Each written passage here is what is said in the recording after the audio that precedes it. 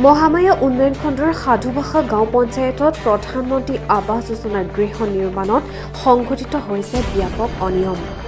জালিয়াতি কৰি জব কাৰ্ডৰ ধন আত্মসাতৰ এই গুৰুতৰ অভিযোগ উঠিছে। মানে 1,28,000 উঠছে ঘরের স্কিম, আর জব কার্ডে 1 টাকা ওঠে নাই।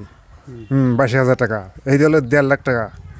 হ্যাঁ, 1.5 লাখ মানে 1,28,000 উঠছে আর 22,000 ওঠে নাই।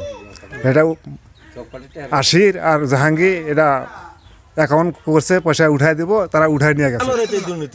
অভিযোগ অনুসৰি ধুবুৰী জিলাৰ মহামায়া উন্নয়ন খণ্ডৰ সাধুভাষা গাঁও পঞ্চায়তত সদৰী খাতুন নামৰ দৰিদ্ৰ মহিলা এগৰাকীৰ লগতে আৰু কেইবাগৰাকীৰ মহিলাৰ নামত আবণ্টিত হোৱা প্ৰধানমন্ত্ৰী আৱাস যোজনাৰ গৃহ নিৰ্মাণত ব্যাপক দুৰ্নীতিৰ অভিযোগ উত্থাপিত হৈছে। জাহাংগীৰ নামৰ এটা মধ্যভোগীৰ লগতে আন কেইবাটাও দালালে জব কাৰ্ডৰ সমুদায় ধন জালিয়াতিৰে আত্মসাত কৰাৰ অভিযোগ তুলিছে একাংশ হিতাধিকাৰীয়ে।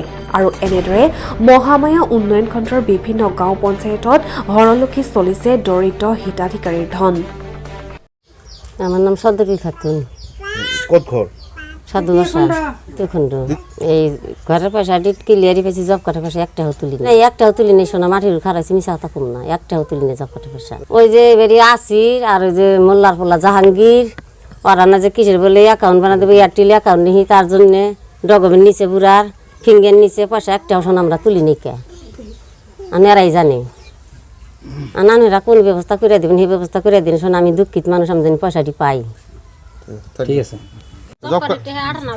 ঘর পাইছি, জব করে টাকা পাইনি। জব কার্ড টাকাটো কোনে উঠাই লৈছে? মোল্লা জাহাঙ্গীর কহি সরকার। কিন্তু কাৰ বলত বলিয়ান হৈছে এই দালাল ৰূপীকেইটা? যি সময়ত অসমৰ মাননীয় মুখ্যমন্ত্ৰী ডক্টৰ হিমন্ত বিশ্ব শৰ্মাই দালালৰ বিৰুদ্ধে জেহাদ ঘোষণা কৰিছে, সেই সময়তে দালাল চক্ৰটোৱে দৰিদ্ৰ হিতাধিকাৰীৰ ধন আত্মসাত কৰাৰ সাহস ক'ত পালে বুলি সচেতন নাগৰিকৰ মাজত প্ৰশ্নও উত্থাপন হৈছে। বিভাগীয় ঊৰ্ধ্বতম কৰ্তৃপক্ষৰ জৰিয়তে ঘটনাৰ তদন্ত কৰিলে ওলাই পৰিব জুলুঙৰ মেকুৰী। ঊৰ্ধ্বতম কৰ্তৃপক্ষৰ দ্বাৰা তদন্তৰ দাবী তুলিছে ভুক্তভোগীসকলে। আনহাতে গাঁও পঞ্চায়তখনত এগৰাকী নিৰ্বাচিত সভানেত্ৰী, চৰকাৰী পঞ্চায়ত সচিব, জিআৰএছ আৰু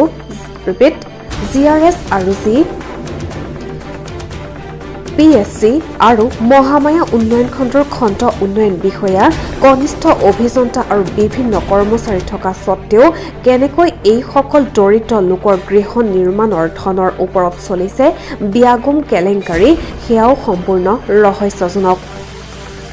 আমাৰ বাতৰিৰ পাছত শাসকীয় চৰকাৰ আৰু জিলা প্ৰশাসনে কি পদক্ষেপ লয়, সেয়া হ'ব সময়ত লক্ষণীয়। ধুবুৰীৰ পৰা ব্যুৰ ৰিপৰ্ট, নিউজ টাইম।